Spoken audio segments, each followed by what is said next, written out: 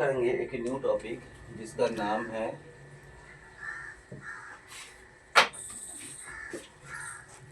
Accounting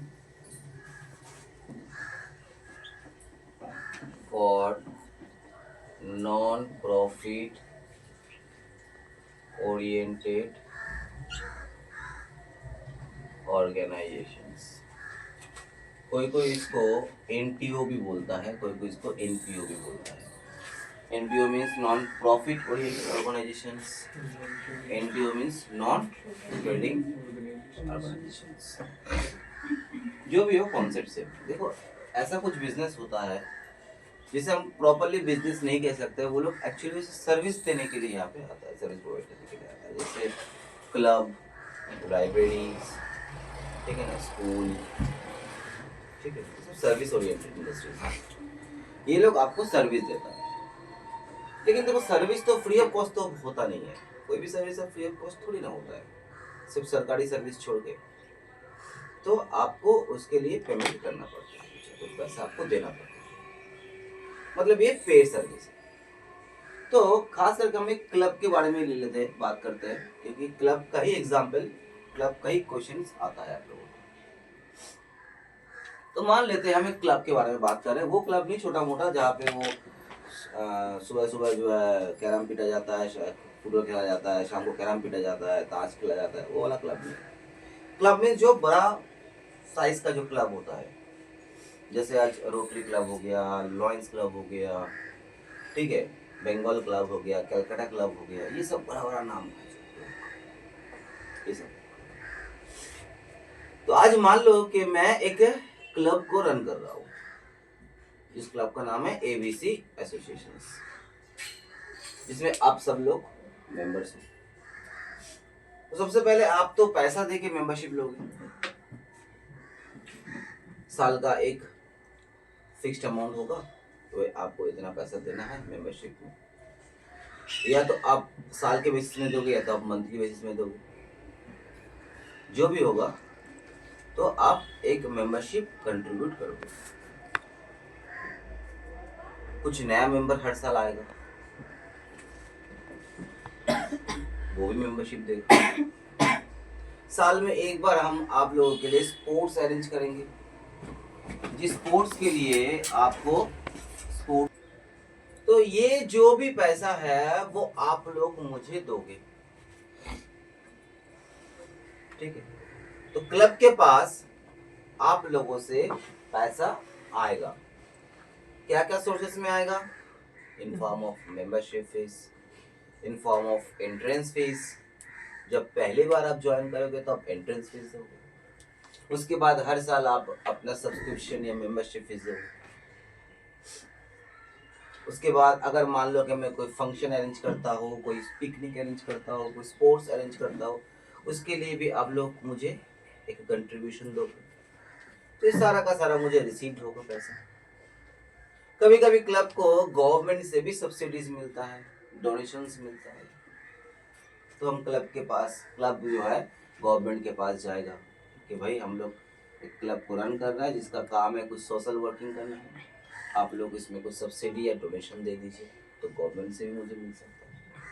तो ये जितना भी मैंने बात किया वो सब के सब मुझे रिसीव होने वाला है। अब इन पैसे को मैं क्या करूंगा, आप में ही अप्लाई करूंगा। एक बात तो तुम नोटिस कर ही रहे हो कि हमारे यहाँ पे कोई सेल नहीं हो रहा है, हमारे पास पैसा कहाँ से आ रहा है, सिर्फ सर्विस से आ रहा है। Donations, membership fees, entrance fees, यही हमारा मेन सोर्स ऑफ इनकम है। हम कुछ बेच नहीं रहे, कोई प्रोडक्ट बेच नहीं रहे यहाँ पे, क्योंकि हम लोग प्रॉफिट अर्न करने के लिए आए ही नहीं, बिजनेस के मोटिव मेंटलिटी से आए ही नहीं। हम लोग को बस सेवा देना है, आप लोगों को सोशल वर्क करना है, बोल सकते हो। आप जो कंट्रीब्यूशन करोगे उस कंट्रीब्यूशन को मैं आप ही के ऊपर अप्लाई करूंगा। हाँ, कभी कभार ऐसा होता है कि जैसे मान लो कि कोई मैच ऑर्गेनाइज कर रहे हैं हम, उस मैच का जो टिकट है वो टिकट हम बेचेंगे, तो मैच का अगर टिकट फीस हम बेचेंगे तो उस टिकट का पैसा आपको हम लोगों को मिलेगा।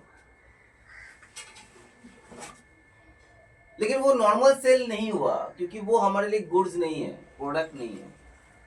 हम कभी कभार साल में एक बार हो या 2 बार हो ऐसे कोई टूर्नामेंट ऑर्गेनाइज करते हैं। ऐसा नहीं कि हम हर रोज ऐसा टूर्नामेंट ऑर्गेनाइज करते हैं, रोज ही टिकट बेचते हैं। तो ये सब है मेरा सोर्सेस ऑफ रिसिप्ट्स। अब सर इन पैसे को आप कहाँ खर्चा करेंगे? तुम ही लोगों के ऊपर अप्लाई करेंगे, कुछ सोशल काम के लिए अप्लाई करेंगे। सर क्या खर्चा करना है बताइए। एक तो देखो बहुत सा क्लब में मेडिकल फैसिलिटीज है। क्लब का जो भी मेंबर्स है उसका फैमिलीज को अगर अर्जेंट ट्रीटमेंट का जरूरत होता है या अर्जेंट मेडिसिन का जरूरत पड़ता है तो उसके लिए हम क्या करते हैं, हम लोग के क्लब के थ्रू ही आपको मेडिसिन देते हैं। तो एक मेडिकल टीम हम रखते हैं क्लब में। जो टूर्नामेंट के लिए आपसे पैसा लिए है वो टूर्नामेंट को हम ऑर्गेनाइज करेंगे, उसके लिए भी तो खर्चा चाहिए। फ्री में तो टूर्नामेंट होता नहीं है भाई। जो डॉक्टर यहाँ पे चेकअप करेगा उस डॉक्टर का भी एक रेम्युनरेशन होना चाहिए। हाँ? तो जो डॉक्टर को हायर करते हैं उस डॉक्टर को भी उसका चार्ज हम देते हैं, जिसे हम कहते हैं हॉनोरारियम। यस, हॉनोरारियम। किसी के ऑनर में जो पैसा देते हैं उसको कहा जाता है हॉनोरारियम। तो डॉक्टर को हॉनोरारियम देते हैं। अच्छा, इतना कुछ मैनेज करने के लिए शायद ही हमें कोई एम्प्लॉयज रखना पड़े। कुछ कुछ एम्प्लॉय तो हमको रखना ही पड़ेगा। जैसे कोई अगर मान लो कोई स्पोर्ट्स ग्राउंड को मेंटेन करता है तो जनरल हम लोग जाकर स्पोर्ट्स ग्राउंड को मेंटेन नहीं कर सकते, उसके लिए खास आदमी चाहिए, खास नॉलेज वाला आदमी चाहिए। एक कुछ स्टाफ चाहिए इसको कंप्लीट, मतलब इस ऑर्गेनाइजेशन को चलाने के लिए कुछ स्टाफ चाहिए। तो उन लोगों का सैलरीज वगैरह होता है, रेंट वगैरह होता है, इलेक्ट्रिसिटीज वगैरह होता है। ये सब तो मेरा खर्चा है। जो खर्चा कहाँ से चलाएंगे हम? जो आप लोग मुझे पैसा दोगे।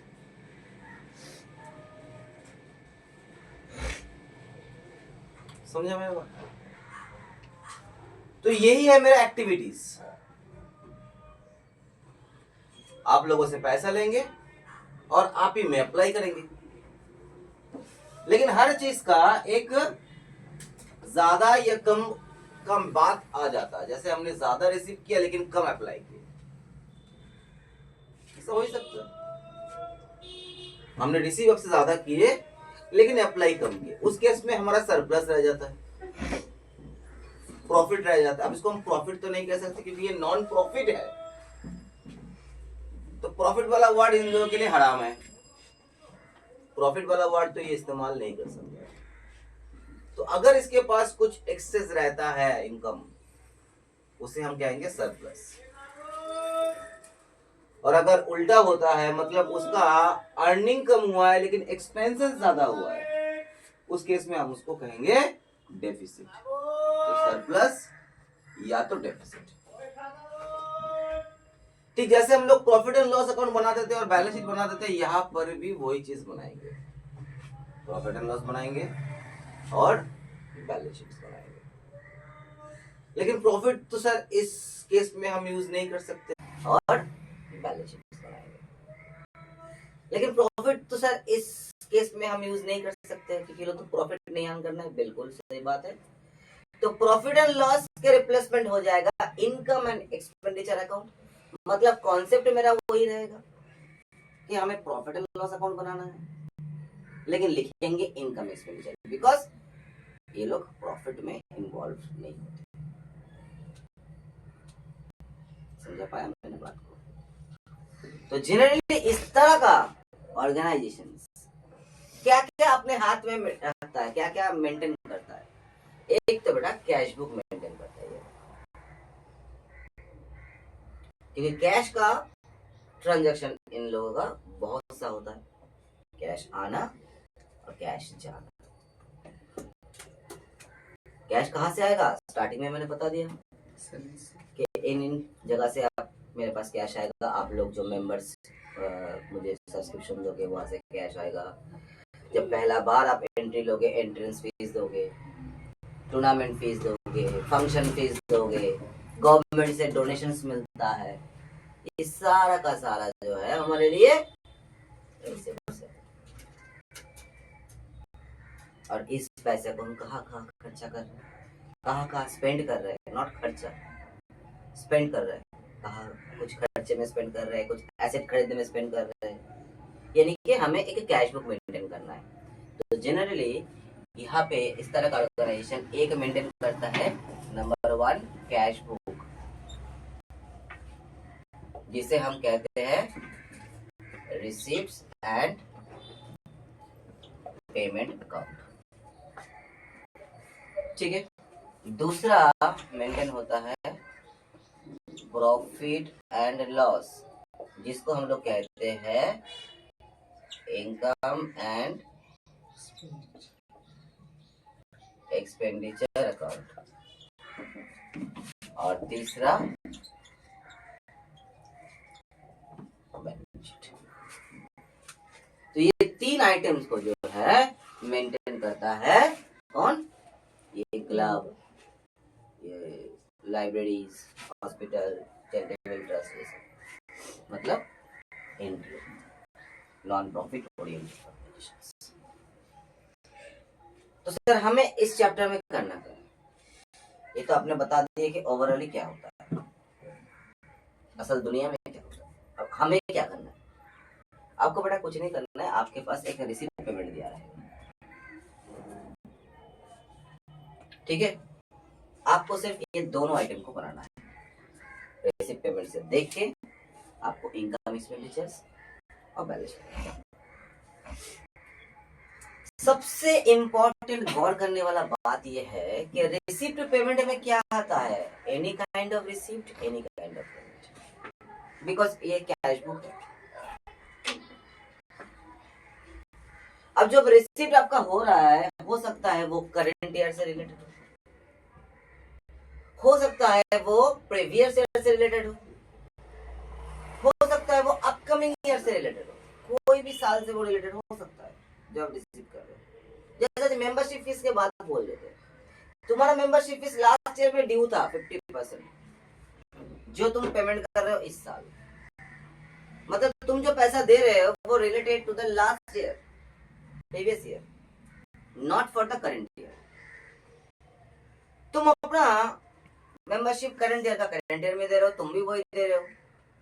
तुम क्या कर रहे हो, तुम तो अपना मेंबरशिप फीस दे ही रहे हो इस साल का, साथ में नेक्स्ट ईयर के लिए भी 25% पेमेंट कर दे रहे हो एक्स्ट्रा। काहे भाई अभी क्यों दे रहे भाई, ऐसा रख लीजिए, पैसा है रख लीजिए, नेक्स्ट ईयर हम स्टार्टिंग में नहीं रहेंगे, अपने होम टाउन जाएंगे, वहाँ पे 4-5 महीने वहाँ पे हम बिता देंगे, तो याद नहीं रहेगा, दिमाग से उतर जाएगा, आप ले लीजिए। तो मतलब तुमने एडवांस कर दिया। तो एज अ कैशियर हम रिसीव पेमेंट अकाउंट मेंटेन करेंगे। तो मान लेते हैं कि सुलोगना जो है मेरा कैशियर है, तो सारा का सारा पैसा आप सुलोगना को आके दोगे। तो जैसे हम इसके पास साल के एंड में मांगे कि भाई कौन कौन पैसा दिया हमको बताओ, तो इसमें सबका नाम दे दिया कि ये पर्सन ने पैसा दिया, बढ़िया। तब सुलोगना हमको ये बोलेंगे कि सर एक बात आप नोटिस कर लीजिए, देखिए इसमें इसका जो पैसा आया ना, इसका ज्यादा पैसा आया। क्यों ज्यादा पैसा क्यों आया भाई, क्योंकि इसका इस साल का भी मेंबरशिप फीस जो देना था वो तो दे ही दिया, इसका लास्ट ईयर में कुछ ड्यू था वो भी उसके साथ ऐड करके दिया। अरे तो इसको अलग करो, क्योंकि हमें उन टोटल रिसिप्ट में से सिर्फ करंट ईयर का रिसिप्ट को ही हमको निकालना है, क्योंकि हम इनकम एक्सपेंडिचर या प्रॉफिट एंड लॉस जिसको बोलते हैं हम लोग, वो किसी एक साल के लिए करते हैं, स्पेसिफिक उस साल के लिए। तो जो उस साल से रिलेटेड है ही नहीं, उसे निकाल के बाहर फेंको। एज अ कैशियर तुमने रिसीव कर लिया, रिसीप्ट कॉलम में तुमने लाके खड़ा कर दिया, वो ठीक है, वो परफेक्ट है, वो मानते हैं। लेकिन कैशियर और अकाउंटेंट दोनों में फर्क होता है। कैशियर का काम होता है कि जहां से भी इसको रिसीप्ट हो रहा है, जहां पर भी पेमेंट करे इसको एंट्री कर दे। इसको कोई मतलब नहीं है कि ये करंट ईयर का रिसिप्ट है कि प्रीवियस ईयर का है कि अपकमिंग ईयर का है। इसको कोई मतलब नहीं है कि वो रिसिप्ट रेवेन्यू से रिलेटेड है कि कैपिटल से रिलेटेड है। रेवेन्यू रिसिप्ट और कैपिटल रिसिप्ट में अंतर जानते हो ना? रेवेन्यू रिसिप्ट जो रेगुलर्स होता है, बिजनेस के रिलेटेड होता है, जो हमें रेवेन्यू अर्न करके देता है। और कैपिटल रिसिप्ट कौन सा हुआ? जो बियॉन्ड द रेवेन्यू होता है, मतलब जो कभी कभार होता है, जो एसेट से रिलेटेड होता है, उसे हम कैपिटल रिसिप्ट कहते हैं। तो सुलग्ना को कोई फर्क नहीं पड़ता है कि जो रिसिप्ट वो कर रही है वो रेवेन्यू इन नेचर हो या कैपिटल इन नेचर हो कि क्या हो, इसको कोई फर्क नहीं पड़ता। इसको तो पैसा मिला, इसने रिसिप्ट में जमा कर दिया। लेकिन मुझे फर्क पड़ता है बेटा, क्योंकि हम जो है अकाउंटेंट है और अकाउंटेंट का काम है प्रॉफिट या लॉस को निकालना, यानी कि एनटीओ की नजर से सरप्लस या डेफिसिट को निकालना। तो अगर मुझे सरप्लस या डेफिसिट निकालना है तो हमें क्या करना है? सबसे पहले इनकम को अलग करना है और एक्सपेंसेस को अलग करना है, और वो भी करंट ईयर का। तो हम रिसिप्ट में से सिर्फ उन्हीं रिसिप्ट को चूज करेंगे जो हमारे रेवेन्यू नेचर का होगा और जो हमारा करंट ईयर से रिलेटेड होगा। माइंड इट, जो हमारा रेवेन्यू नेचर का होगा मतलब रोज का होगा और करंट ईयर से रिलेटेड होगा, not for the previous year और not related to the upcoming year.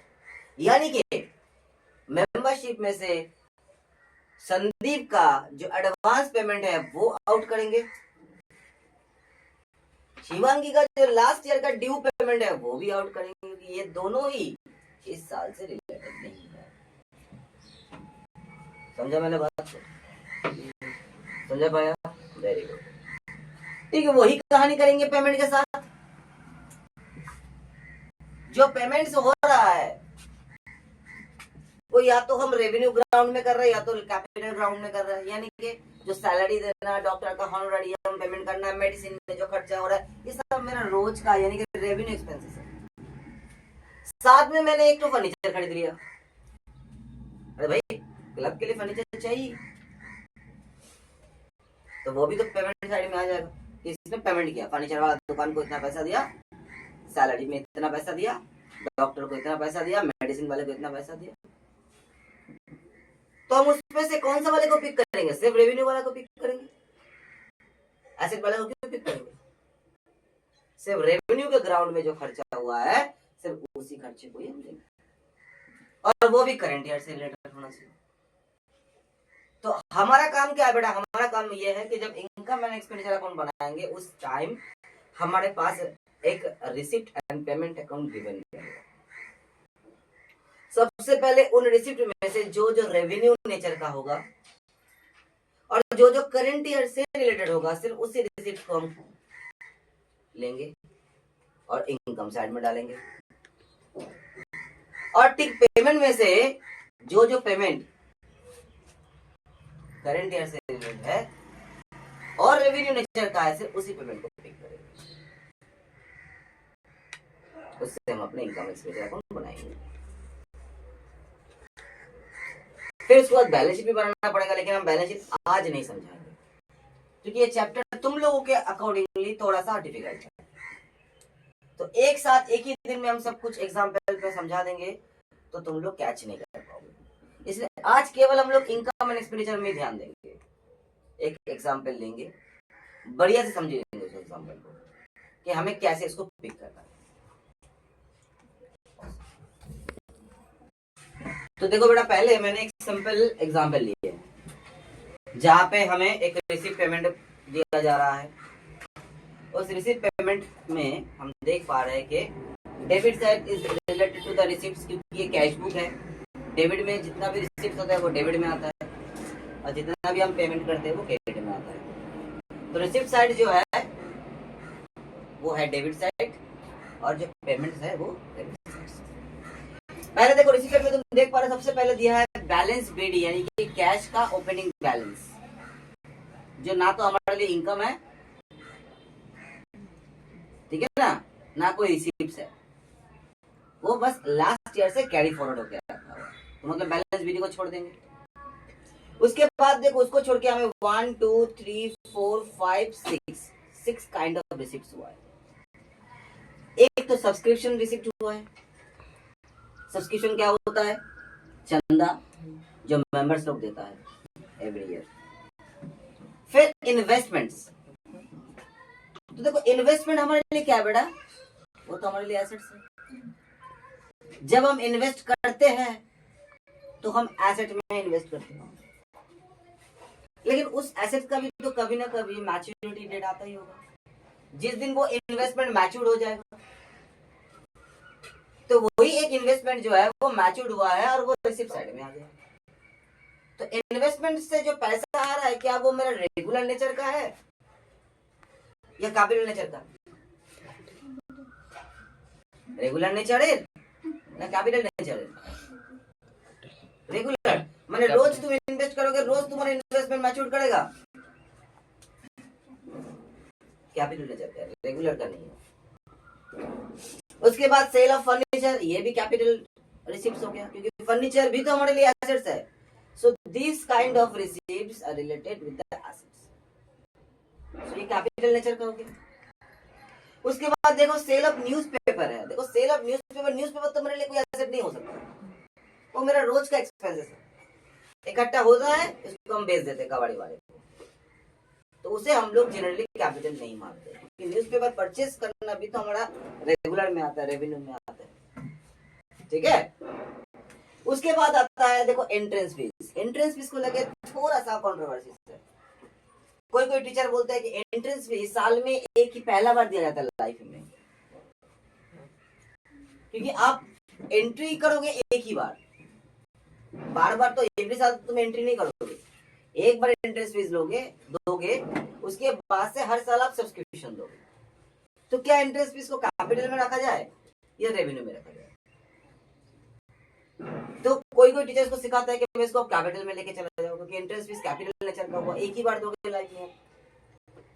कोई कोई टीचर बोलता है कि नहीं, आप ऐसे मत सोचो, आप इंडिविजुअल पर्सन के बिहाफ पे मत सोचो, आप ओवरऑल बिहाफ पे सोचो। हर साल हमारे पास न्यू एंट्री होता है, तो हर साल न्यू एंट्री फीस आता है, तो वो मेरे लिए रेवेन्यू नेचर का ही हो गया ना, क्योंकि हम हर साल अपना ओपन रखते हैं एडमिशन को। एक बार आप एडमिशन ओपन कर दिए, एक साल आप एडमिशन ले लिए, एंट्री ले ली, उसके बाद 10 साल आप एंट्री नहीं लिए, वो तब उस केस में वो कैपिटल नेचर का हो सकता है। लेकिन आपके पास तो एंट्रेंस फीस हर साल ही आता है, इससे नहीं तो उससे आ जाएगा, उससे नहीं तो उससे आ जाएगा, इसलिए इसको रेवेन्यू में रखा जाता है। तो अगर क्वेश्चन में कुछ नहीं बोला है तो आप इसको रेवेन्यू मान के चलो। क्या नहीं समझे?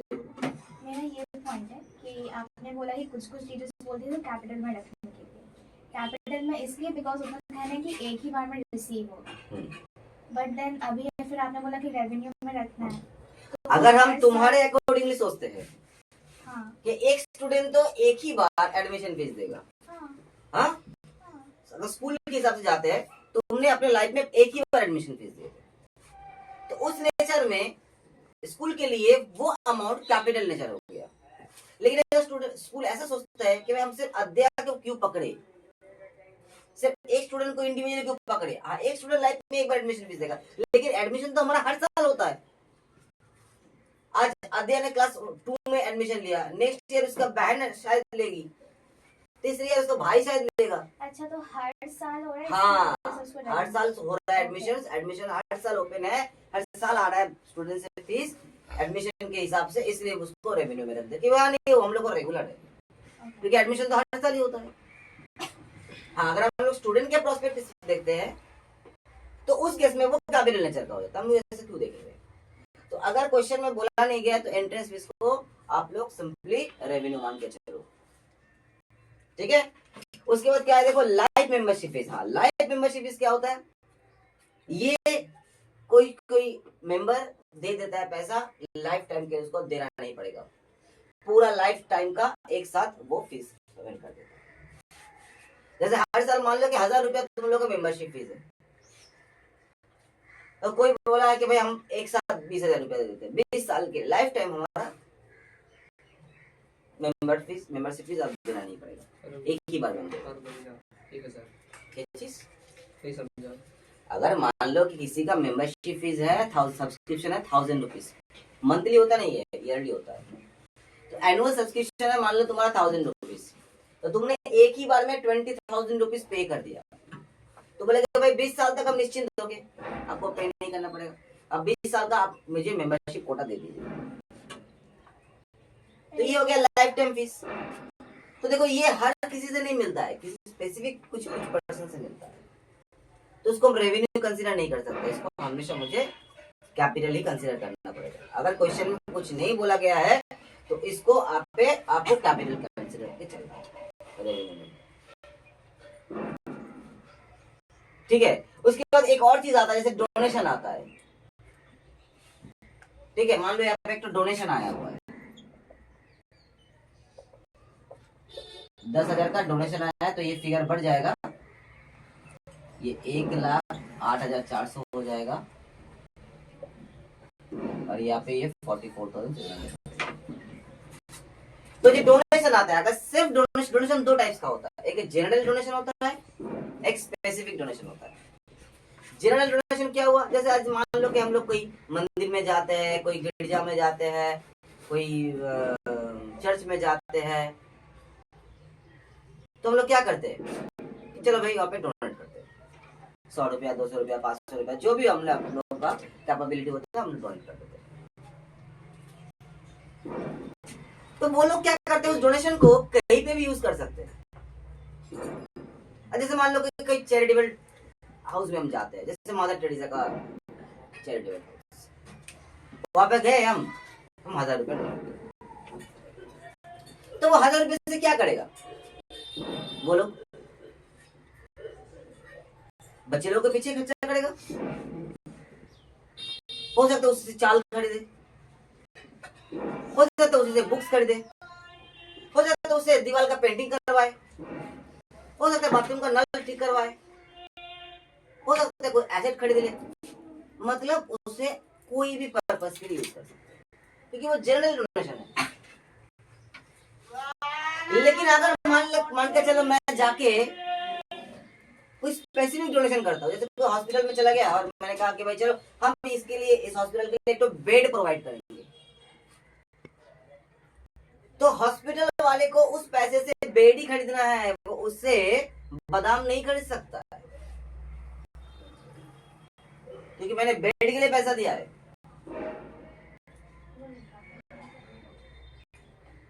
तो वो सोचेगा कि हमको बादाम खरीदना है पेशेंट्स के लिए, तो वो नहीं खरीद सकता, उसको बेड ही खरीदना पड़ेगा।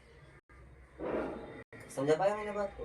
तो जनरल डोनेशन और स्पेसिफिक डोनेशन दो अलग अलग होता है। सिर्फ डोनेशन दिया हुआ है तो इसको बेटा हम लोग जनरल मान के चलेंगे, जनरल जो है वो मेरा रेवेन्यू है। स्पेसिफिक डोनेशन होगा तो वो कैपिटल नेचर का होगा, तो वो कैपिटल के साथ ऐड हो जाएगा। समझा मेरा बात? चलो ठीक है, आ जाओ अब पेमेंट में आ जाओ। पेमेंट में हम देख रहे हैं कि हमारे लिए सैलरीज पेमेंट हुआ है, रेंट पेमेंट हुआ है, न्यूज़पेपर, प्रिंटिंग, स्टेशनरी, पोस्टेज, ये सारा का सारा रेवेन्यू आइटम्स है, रेगुलर होता है। उसके बाद हमने अलमीरा खरीदा, वो तो फर्नीचर में आता है, वो कैपिटल नेचर का हो गया। उसके बाद बॉन्ड परचेज, जैसे कोई इन्वेस्ट कर दिया हमने, गवर्नमेंट बॉन्ड होता है मार्केट में अवेलेबल होता है, वो हमने परचेज किया तो वो हमारे इन्वेस्टमेंट हो गया। जैसे मैंने इन्वेस्टमेंट को मैच्योर करवाया, वैसे एक नया इन्वेस्टमेंट भी खरीद लिया, तो वो भी कैपिटल नेचर का हो गया। तो हमें इसमें से रेवेन्यू आइटम्स को चूज करना है। अच्छा, नीचे कुछ एडजस्टमेंट भी दिया है, उसमें कहा जा रहा है कि हमने जो टोटल सब्सक्रिप्शन रिसीव किया ना, जो मेरा कैशियर ने 39,000 एक बार में हमारे पास जमा कर दिया। तो सर ये देखिए 39,000 टोटल रिसीव हुआ है, बढ़िया है बिल्कुल। लेकिन उसमें सर एक बात नोटिस कीजिए, इसमें 2,000 रुपया जो है वो लास्ट ईयर से रिलेटेड है, और तो इसको तो इस साल कंसिडर नहीं करेंगे, इसको लास्ट ईयर में कंसिडर कर लिया था हमने, लास्ट ईयर में कंसिडर कर लिया था, लेकिन रिसीव थोड़ा इस साल, तो क्या हम इसको इस साल कंसिडर करना पड़ेगा? तो बच्चों कंसिडर करोगे ना क्या तुम्हारे की भाषा কথা বলি, তুই শুধু 2000 जो है बेटा वो प्रीवियस ईयर से रिलेटेड है, तो प्रीवियस ईयर में इसको कंसीडर कर लिए थे हम एज एन इनकम, तो क्या करंट ईयर में भी इसको एज एन इनकम कंसीडर करना है? तुम्हारा लास्ट ईयर में इनकम हो गया था, बस इस साल उसको रिसिप्ट हो रहा है। सिमिलरली मेरा कैशियर ने मुझे ये भी बताया कि 1500 ये सर रिलेटेड है नेक्स्ट ईयर के लिए, ये इस साल से रिलेटेड नहीं है, वो नेक्स्ट ईयर आपको उसको कंसीडर करना पड़ेगा क्योंकि बंदे ने एडवांस कर दिया। तो हमारे पास एक रिसिप्ट एंड पेमेंट्स अकाउंट है, हमें इसके through income and expenditure account को ड्रॉ करना है। दिमाग में क्या रखना है, यहां से हम रिसिप्ट में से इनकम को सिलेक्ट करेंगे जो करंट ईयर से रिलेटेड हो और जो रेवेन्यू से रिलेटेड हो, और पेमेंट साइड से हम उसी पेमेंट को सिलेक्ट करेंगे जो हमारे लिए एक्सपेंसेस हो, यानी कि जो रेवेन्यू नेचर का हो और जो करंट ईयर से रिलेटेड हो। तो इनकम एंड एक्सपेंडिचर अकाउंट बनाते हैं हम लोग।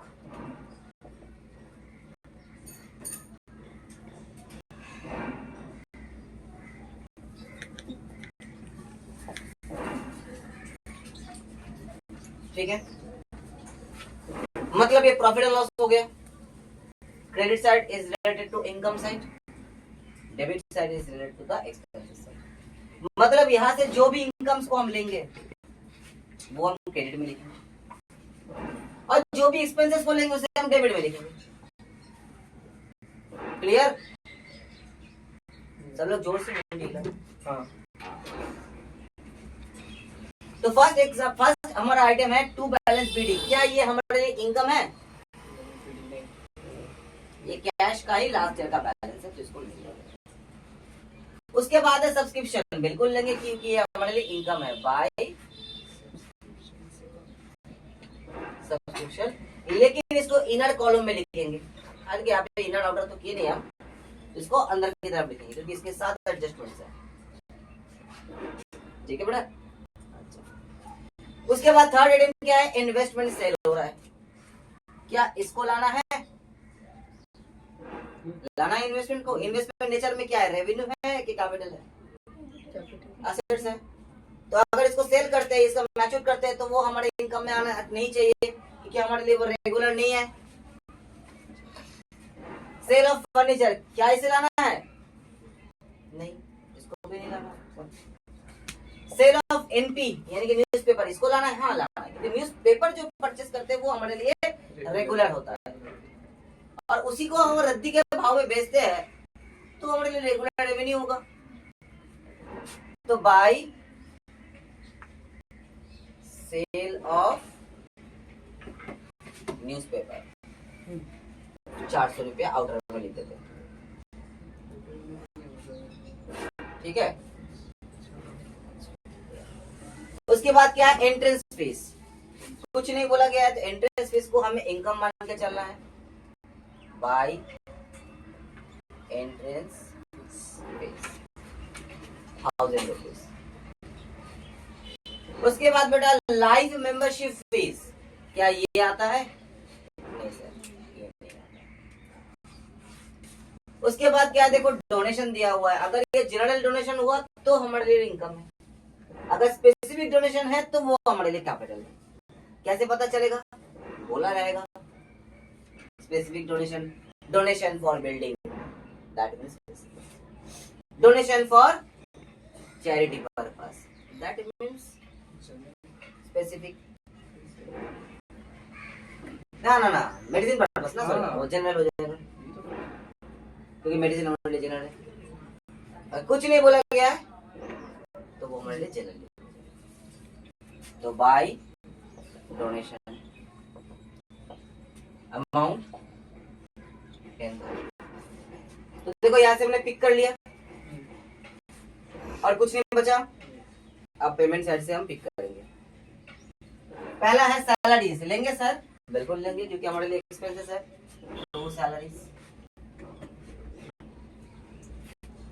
34,000। रेंट बिल्कुल लेंगे sir, to rent 12,000।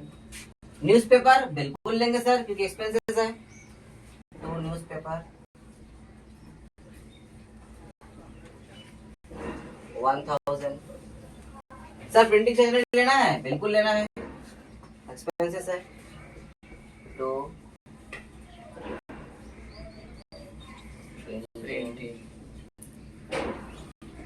Stationery 900। Sir postage लेना है, बिल्कुल लेना है, तो पोस्टेज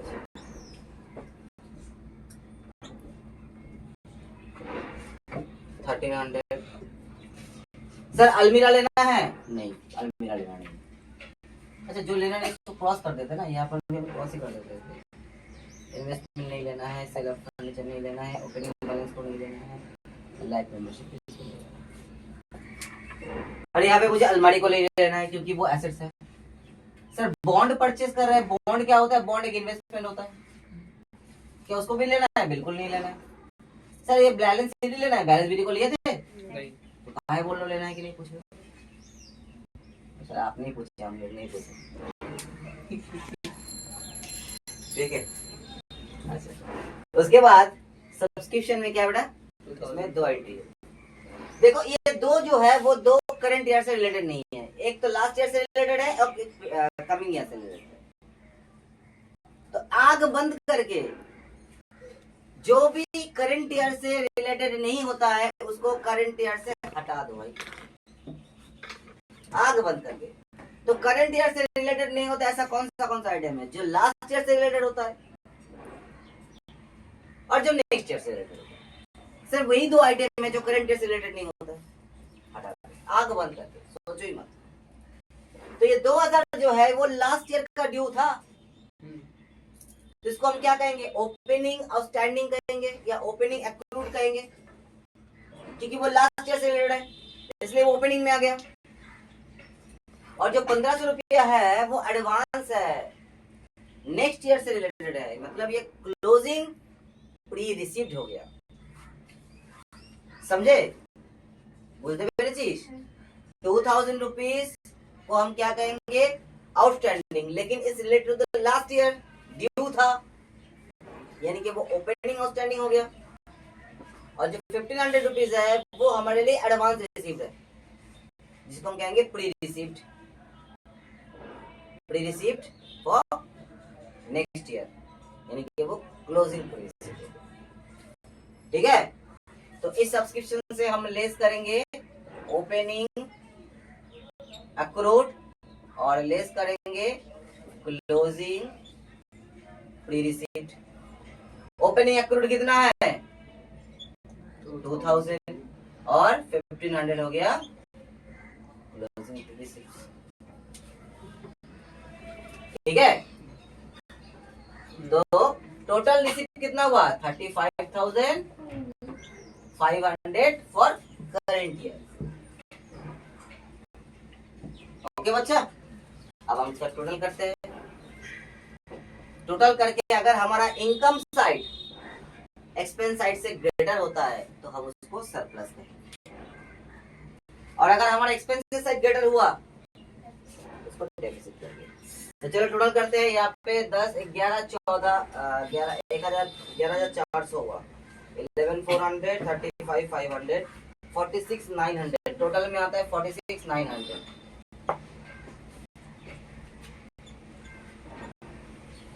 और यहाँ पे आता है आपका 34, आपका डेबिट साइड बड़ा हो रहा है, सॉरी,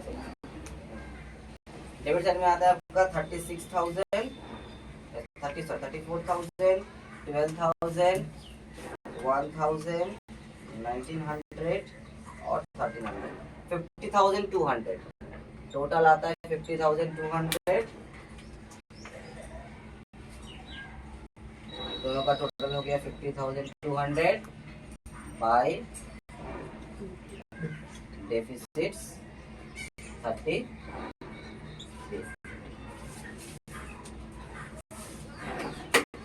समझा पाया मैंने बात को? तो स्टार्टिंग वाला क्वेश्चन हम लोग का डेफिसिट से आया है, ठीक है, कोई बात नहीं है।